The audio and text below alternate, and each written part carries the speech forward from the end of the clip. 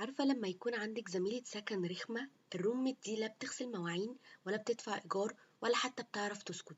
مهمتها الوحيدة في الحياة إنها تفكرك بكلمة غبية قلتيها في فرح بنت خالتك سنة 2015، وتصحيكي الساعة 3 الفجر تسألك هو انتي ليه قلتي كده أصلا. يا مساء الخير في بودكاست لكي الساعة 7 مع نور. أهلا بيكي، دي طنط قلق. طنط قلق هي مش بس ساكنة معاكي، دي ماسكة ريموت كنترول بتاع دماغك كمان. القلق مش مجرد شعور، القلق ده سيناريست فاشل جدا بس عنده ثقة زيادة عن اللزوم. دايما بيكتب أسوأ سيناريو ممكن لأي حاجة. يعني مثلا لو حد مردش يبقى أكيد عمل حادثة، لو صاحبتك قالت لك عايزاكي في موضوع يبقى خلاص الصداقة دي انتهت رسمي، لو مديرك قالك محتاج أكلمك دقيقة يبقى جه وقت الفصل النهائي من الشركة.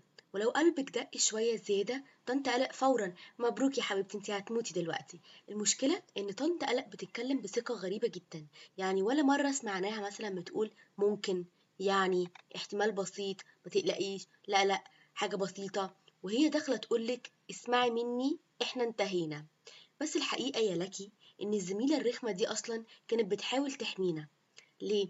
ليه بنقول كده؟ عشان زمان الإنسان اللي كان بيقلق زيادة كان عنده فرصة أكبر للنجاة. اللي بيسمع صوت في الغابة بيقول يمكن أسد كان يعيش أكتر كتير جدا من اللي كان يقول عادي يمكن هوا. فدماغنا اتبرمجت إنه يسبق بالخوف، يسبق بالخوف ده. المشكلة إننا ما بقيناش عايشين في غابة، بس عقلنا لسه بيتصرف كأن في نمر مستخبي جنب الكنبة. وتلاقي نفسك مرهقة من سيناريوهات عمرها أصلا ما حصلت، خناقات متخيلة، رفض متخيل، فشل متخيل، كارثة متخيلة، وعقلك عامل حفلة إنتاج كامل وإنتي البطلة اللي بتعيط في الآخر. وأكتر حاجة مرعبة في القلق إنه بيخليكي تشككي في نفسك. يبقى عندك إنجازات وعقلك يقولك بس إيه اللي يضمن يعني إنه ما يضيعش الإنجاز ده. يبقى حد بيحبك وعقلك يقولك طب ما يمكن بيجاملك، يمكن هيضحك عليكي زي كل الرجالة. يبقى عندك فرصة حلوة وعقلك يقولك طب ما يمكن تفشلي قدام الناس كلها ويبقى شكلك وحش جدا. والأغرب إن القلق عمره ما بيظهر وقت الفراغ بس، لأ، ده عنده موهبة خارقة إن هو يظهر تحديدا قبل النوم.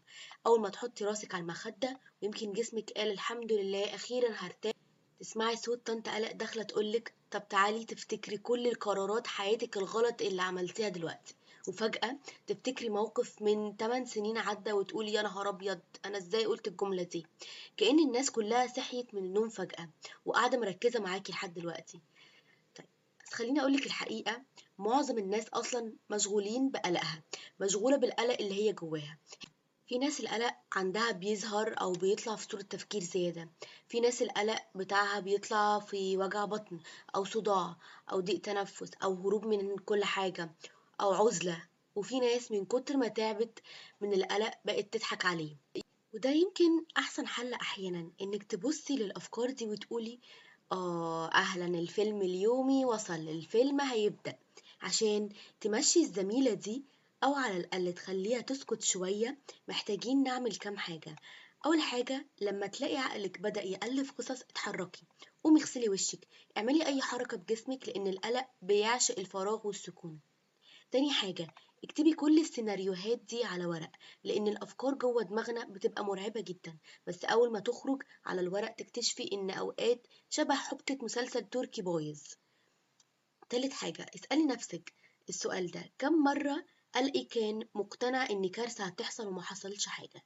هتكتشفي إن طنط قلق عندها تاريخ حافل وطويل جدا من البطولات والتوقعات الفاشلة. رابعا، بطلي تحاولي تتحكمي في كل حاجة، لأن جزء كبير من القلق جاي من إن إحنا عايزين نضمن كل شيء، زي نوع كده من أنواع الكنترول فريك. عايزين نعرف النهاية قبل ما تبدأ، عايزين محدش يسيبنا، محدش يخذلنا، محدش يرفضنا، نعمل زي ديفense ميكانيزم، نتوقع حاجة قبل ما تحصل عشان نحمي نفسنا. بس الحياة مش عقد ضمان، وكل ما نحاول نسيطر على كل حاجة كل ما القلق يزيد.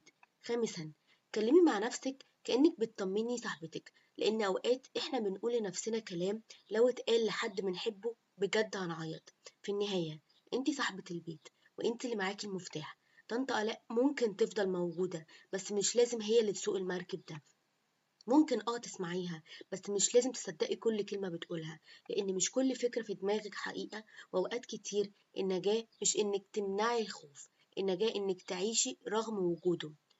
قوليلي في الكومنتس ايه اكتر جملة مستفزة قلقك بيقولها لك قبل ما تنامي، وما تنسيش تعملي سبسكرايب عشان نعرف نتكلم اكتر مع بعض في بودكاست لاكي مع نور.